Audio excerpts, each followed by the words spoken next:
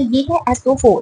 SO4 मतलब sulphate. अगर हमें किसी भी मेटल का सल्फेट बनाना हो, जैसे sodium sulphate, magnesium sulphate, aluminium sulphate, तो उसके लिए उसके साथ आपको SO4 लगाना है। SO4 यानी कि सल्फेट के ऊपर चार्ज होता है 2 नेगेटिव। अब मान लो हमें सोडियम सल्फेट बनाना है, तो सोडियम होता है Na और सल्फेट हो गया SO4। हमें इन दोनों को जोड़ना पड़ेगा। अब जोड़ना किस तरीके से है, चलिए इसके पीछे की साइंस देख लेते हैं। सोडियम के ऊपर चार्ज होता है पॉजिटिव, 1 पॉजिटिव, और सल्फेट के ऊपर 2 नेगेटिव। ये दोनों कैंसिल नहीं करेंगे एक दूसरे को, 2 पॉजिटिव और 2 नेगेटिव ही कैंसिल करेंगे। इसीलिए हमें एक सोडियम की बजाय 2 सोडियम लेने पड़ेंगे ताकि दोनों का चार्ज मिलके 2 पॉजिटिव हो जाए। तो Na2 का मतलब हमें 2 सोडियम के एटम लेने पड़ेंगे और एक सल्फेट का एटम जो मॉलिक्यूल है वो लेना पड़ेगा ताकि इसका 2 पॉजिटिव और इसका 2 नेगेटिव कैंसिल हो जाए।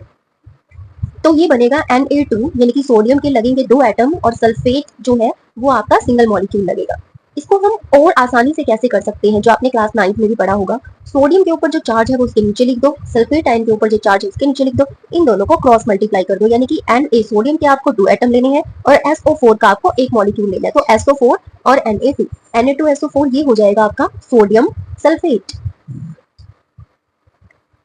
इसी तरीके से अगर आपको मैग्नीशियम का सल्फेट बनाना है, मैग्नीशियम के ऊपर चार्ज होता है 2 पॉजिटिव। अब 2 पॉजिटिव और 2 नेगेटिव कैंसिल हो जाएंगे, तो हमें एक मैग्नीशियम के साथ एक ही सल्फेट लेना है।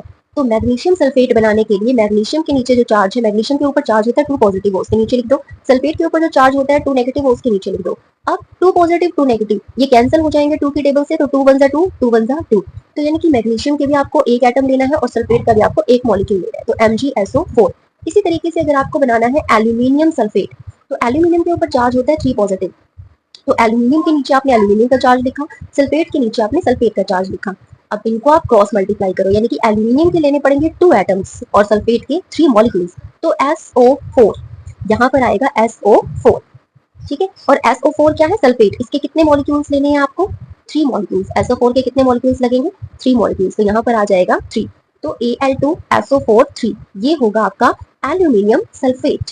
तो अगर आपको पोटेशियम सल्फेट बनाना हो तो उसका केमिकल फॉर्मूला आप मुझे बताइए कमेंट बॉक्स में क्या होगा।